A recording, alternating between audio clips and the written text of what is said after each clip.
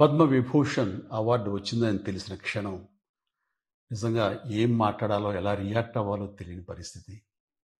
మన దేశంలో రెండవ అత్యున్నత పౌర పురస్కారం పద్మవిభూషణ్ లభించినందుకు నాకు నిజంగా చాలా సంతోషంగా ఉంది.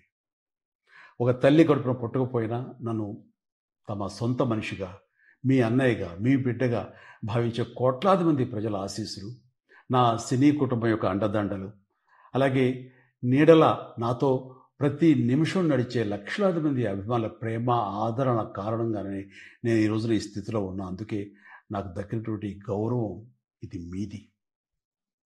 మీరు నాపై చూపిస్తున్న ప్రేమ, ఆప్యాయతలకు నేను ఏమిచ్చి రుణం తీర్చుకోగలను?